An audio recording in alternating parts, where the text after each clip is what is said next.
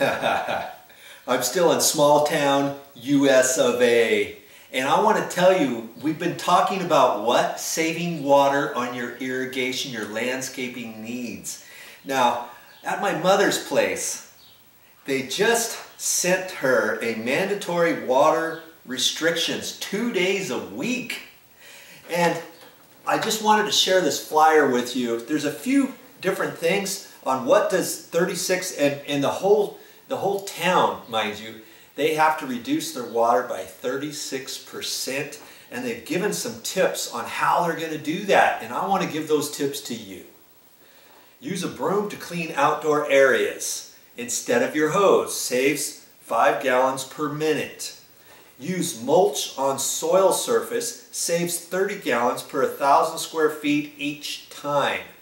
Now that makes good sense. If you've got a landscaped area around your bushes that you're watering with your drip irrigation, I hope you're using drip and not the spray cascading heads, okay? Use your drip irrigation and then use some mulch around the bushes so that when the drip gets on there on the water, it retains the water and it helps grab the moisture from there from drying up or running off if you're on a slope or something like that. Here's another one. Set mower blade to 3 inches. Encourages deeper roots. Saves 16 to 50 gallons per day when you have your sprinklers on. Install drip irrigation. That saves 15 gallons each time you water. Probably saves you more than that. Adjust sprinkler to water plants, not driveway. That makes sense, doesn't it? So when you got your sprinklers on, even before you turn your sprinklers on, go into your garage where you have your timer, turn that on and walk it around. Turn all your sprinklers on. Make sure you don't have any leaks. Make sure they're adjusted properly. Make sure they're getting all your grass areas, not your concrete areas, all that kind of stuff. There's certain things you can do yourself and you can make a big difference. Just think if everybody in the neighborhood was doing the same thing that you're going to do now. We'd be saving lots of water, wouldn't we? Okay.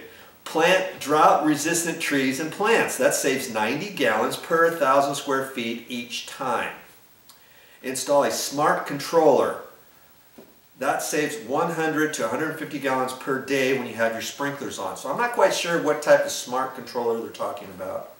But in any case, you have a smart controller valve. Look at your hardware store. Maybe you need to upgrade your timer. What do you think about that? And here, for more tips, you can go to bewatersmart.info, I-N-F-O, and saveourwater.com. They'll have some more tips for you there. Okay? I hope that helps. And you know what? There's something, they're talking about saving water on the landscaped areas. What about inside your house? Do you know that you can put an aerator type piece insert inside your shower head to reduce the water flow? Also your bathroom sink faucets, you can reduce that. They have different little adapters, inserts that will fit in yours. If yours is spraying out hard and you want to reduce that water, you can go to the hardware store and get something like 1 gallon per hour. Yeah, it doesn't give you a strong flow in your bathroom sink, but it's enough to brush your teeth and wash your hands and that kind of stuff. Don't be a water waster. You can also, what else can you do in your house? You can adjust your toilets, make sure they're not running. And I've got all kinds of videos about toilets. Go to my playlists and run down where it says all about toilets. I give you all kinds of ways on how to check your toilets to see if they're running properly, if they're adjusted properly, if they're not taking up too much water for each flush and all that kind of stuff. Okay, well, I hope that gives you a few ideas on how to save that precious resource of ours.